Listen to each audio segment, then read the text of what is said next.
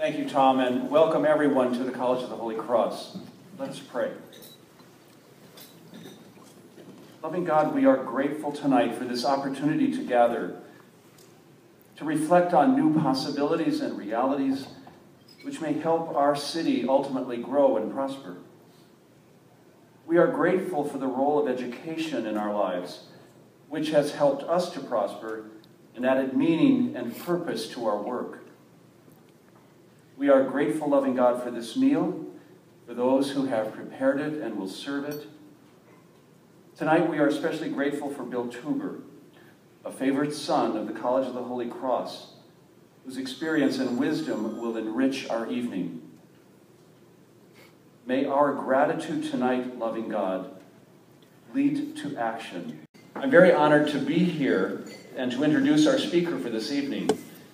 And I was very impressed to learn about the 110-year history of the Worcester Economic Club and the impressive list of distinguished speakers who have addressed this organization over the years. And Winston Churchill was one of those, and we were just talking about him a few minutes ago. I also learned that Father Brooks was one of the previous speakers who have been here, and his fond memories continues to live on here in our campus and in our city. Speaking of distinguished speakers, it is a pleasure to introduce tonight's speaker, Bill Teuber, a member of the Holy Cross class of 1973, and the vice chairman of EMC Corporation, headquartered in Hopkinton, Massachusetts. A Fortune 500 data and storage company, EMC was founded by Richard Egan and Roger Marino in 1979. Over the years, it has grown and adapted with the changes in how we collect and store data. Fundamental to this transformation has been development and marketing of innovative products and services. And EMC is now taking the lead on accelerating the industry's journey to cloud computing.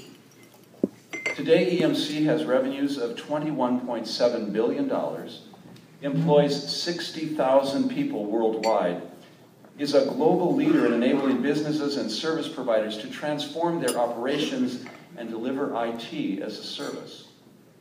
And Bill Teuber has been instrumental in that transformation. He joined EMC in 1995 and was hired by Mike Ruckers, then president and CEO of EMC. Mike is also connected to Holy Cross because he's the parent of 2 Holy Cross graduates, and he also served on our board of trustees from 1999 to 2007. But prior to joining EMC, Bill made his mark at Coopers & Lybrand, where he was a partner in the firm's audit and financial advisory services practice. Bill came to EMC as vice president and corporate controller, and 1 year later, in 1996, he was appointed chief financial officer, and as CFO, he was responsible for all of EMC's financial reports, as well as their information technology division.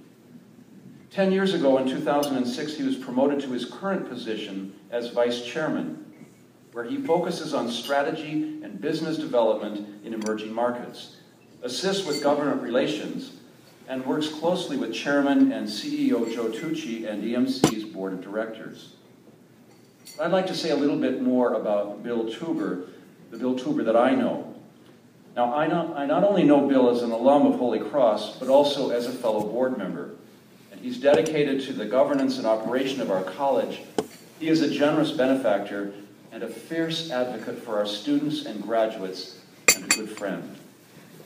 Now, I've discovered some things about Bill in the years that we've worked together, and the first is that there are very few topics, actually there is no topic, that he doesn't feel strongly about. 2, he isn't shy about sharing his opinion, and 3, he loves Holy Cross. I'm also privileged to know another side of Bill. I graciously acknowledge and appreciate his personal support for me in a new position. He has been extremely sensitive to all the political realities of becoming a new president and what's possible and what's impossible. And his sensitivity might surprise you, but it's been a great gift to me. And finally, Bill is a man of faith. He's very committed to his family, and he has a great desire for spiritual depth. And all of these he attributes to the influential grace of the love of his life, Anne Marie. They met while teaching CCD in Worcester. And they are the parents of 3 daughters, Rachel, Elizabeth, and Christine, who followed her dad to Mount St. James and is a member of the class of 2002. Bill has been instrumental in establishing a strong recruiting relationship between Holy Cross and EMC, and he serves generously as a mentor to student interns and alumni employees as they progress in their careers. I am very pleased to tell you that Anne-Marie and Bill are major supporters of what's going to be another new facility for the college, a contemplative or retreat center, which will support our retreat programs for students, faculty, staff, and alumni. Anne-Marie and Bill recognize the importance of these programs and how central they are to our mission here at Holy Cross. So I hope tonight I've been able to convey some of what Bill and Anne-Marie have given to Holy Cross and the world at large, and we are grateful to Bill for all that he does and who he is for Holy Cross. I know you look forward with me in hearing from Bill about where EMC is headed and learning more about the emerging technology issues that will affect all of our businesses, institutions, and organizations. Please join me tonight in welcoming our favorite son, Bill Teuber.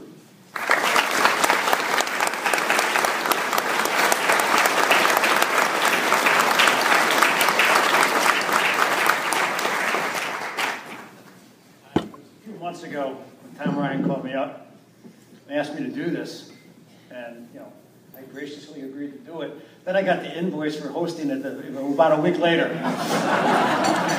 Unintended side consequences for talking on the phone to Tom, and I'm sure a lot of you people in the audience know that. But I didn't know how fastidious he was, because I've gotten about 20 or 30 emails from him about my prepared remarks tonight. So just to show him my prepared remarks, I came in with this. And Tom's had a heart attack ever since. Anyway, Tom, it's my pleasure to be here. I said I just thought I was going to come and talk to some friends. And I know many of you in the audience, but I feel connected to Worcester in a lot of different ways. And I'm connected to this room in a lot of different ways. Just about 40 years ago this June, I got married at the College of the Holy Cross. And we had our wedding reception in this room. Now, I was pretty young, and my wife was still in college. She went to Worcester State, and I did meet her teaching catechism, and it was one of the best things. Joe LeBrand had someone knock on my door and say, you've got to go do something in the community. So I went and did that, and the rest is history. But we're getting ready to, we got married down in Loyola Chapel, and I don't think it's there anymore, but it's a Sunday afternoon. We got married on a Sunday afternoon. And my wife had been responsible for part of the reception. I was responsible for some of it. And we had she picked out the band. The band was of her psychology professor at Worcester State. I had nothing to do with it. And out comes the band, and it's an accordion, okay, a drum, and a guitar. But I remember them vividly standing on the stage. So I was out there where all you people are. But anyway, that's one of my fond memories of this place, my wedding reception. And, I can't come to Holy Cross and think of all the great things that happened to me over the years because of my decision to be educated by the Jesuits, and it's been fundamental to the success I've had in my life. My father raised me, but the Jesuits made me who I am, and I'm eternally grateful to them. I'm going to talk a little bit about EMC. Father Burroughs told you most of what you need to know. Last year's revenues of $21.7 billion. But I'm just going to take you a little bit through the history of it, because I did join in 1995, but in fact, as a partner at Cooper's, I was sitting in my office one day in January of 1991, and I got a call from the managing partner of Cooper's at the time. And he calls me up, he says, Billy, he was always called, you got to go out to Hopkinton and finish the audit of this funny little company named EMC. So I go out there and I meet Dick Egan, who is larger than life. I mean, billionaires are different. Dick wasn't quite a billionaire at that point, but he was different. But the company had this incredible electric energy in it, and it was like unlike any other company I had ever been into in my, at this point, probably 15, 20 years of public accounting. And, so I finished the audit in 91, and I got smart. In 1995 is when I called Mike Reckers up and asked him for a job. Now, corporate controller wasn't exactly the job I was asking him for, but that's the one they offered me, and I was fortunate enough to become CFO for about a year later. But the company, as Father said, was founded in '79, and what people don't really know about EMC is it was actually founded in Newton, of all places. And Dick Egan and Roger Marino would basically do anything to make a buck. And they had started off selling office furniture. And they quickly got into the IT section of the business, and did pretty well. And in 1986, it went public. And then, but they were just doing, they were doing memory boards of some of the big computers. And in a stroke of genius, in 1988, Dick hired 5 Israeli engineers, the leader of which is a guy named Moshe Yanai. And he just asked them to make a very simple but elegant storage device. And so they made what was our flagship and continues to be our flagship product, which is an array. So it looks like a refrigerator, and it's got a lot of disk drives in it. And it's called the Symmetrics. And this was introduced into the marketplace. It was actually sold for the first time in December of 1990, but formally introduced in 1991. Now that's interesting because that's about the time that I went on the audit, remember. And there's always 2 partners on the account. And as I was doing the audit of 1990, I said to the second partner, this is $1 billion company waiting to happen. And revenues hit $1 billion in 1994. And I was actually fortunate enough to get a job there in 1995. And that was one of those decisions and one of those things that have changed my life. Just as much as changed, coming to Holy Cross changed my life.